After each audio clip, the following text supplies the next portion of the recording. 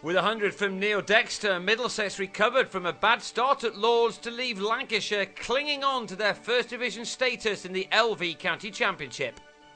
Winning the toss, Lancashire, probably needing to win their last two matches to stay up, made an ideal start. Glen Chappell had Chris Rogers' LBW in the game's first over, while to the 15th ball, Joe Denley glanced the Lancashire captain behind with only 4 runs on the board.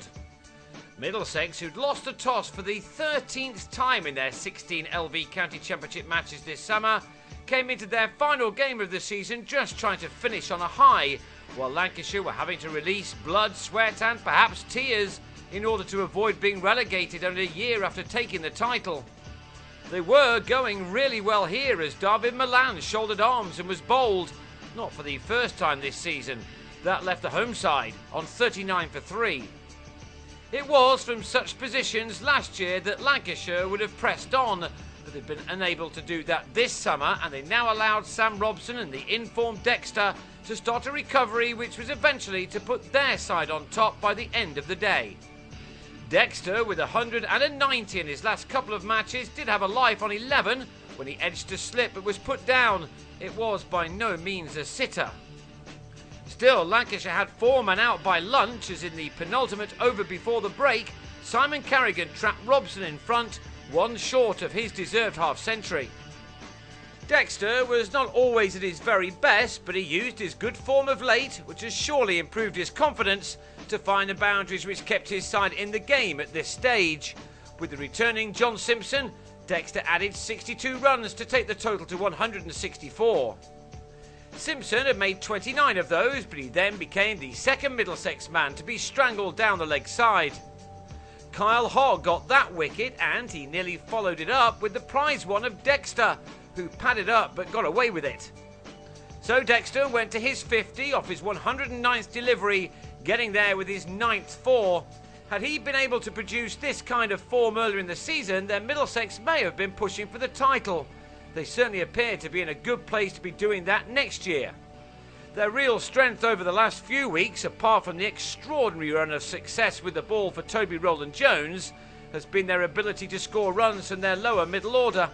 Dexter and Gareth Berg in particular have been in wonderful touch together, and this was soon becoming just the latest of their important partnerships. Like Dexter, Berg went to his 50 off his 81st delivery with a clip 2 off Luke Proctor.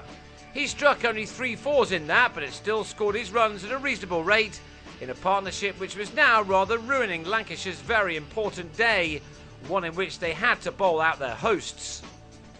Given the fact that they'd won the toss and had Middlesex 4 down before lunch, it was a real disappointment for them as this partnership continued to build.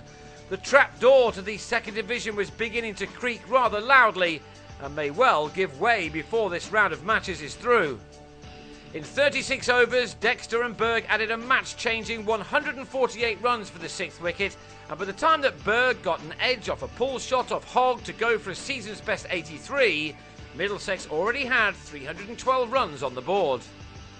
Still, if they could have ripped out the rest quickly, then Lancashire still would have been relatively pleased with their day. As it was, Dexter edged Kerrigan between keeper and slip to get the boundary, his 14th, which took him to 100 off 193 balls. He'd had his moments of fortune, being dropped twice, but he still played some fine shots and another pleasing knock from the former Middlesex captain. So Lancashire now needed to pick up wickets with the second new ball late in the day, but instead Stephen Crook pulled Chappell for a 6. And as the final hour wore on, it became evident that this was going to be very much Middlesex's day. The oomph of the first hour had gone out of the Lancashire attack, which was by now probably fearing the worst. Crook eased his way to 45 off 52 balls by the close, while Dexter batted on to go to bed still unbeaten on 123 after 5.5 hours at the crease. These two saw their side to an imposing 389 for 6 by stumps, the runs coming at more than 4 runs per over overall. Unless Lancashire can turn this game around quickly on day 2, then a drop into the second tier is looking ever the more likely for the champions.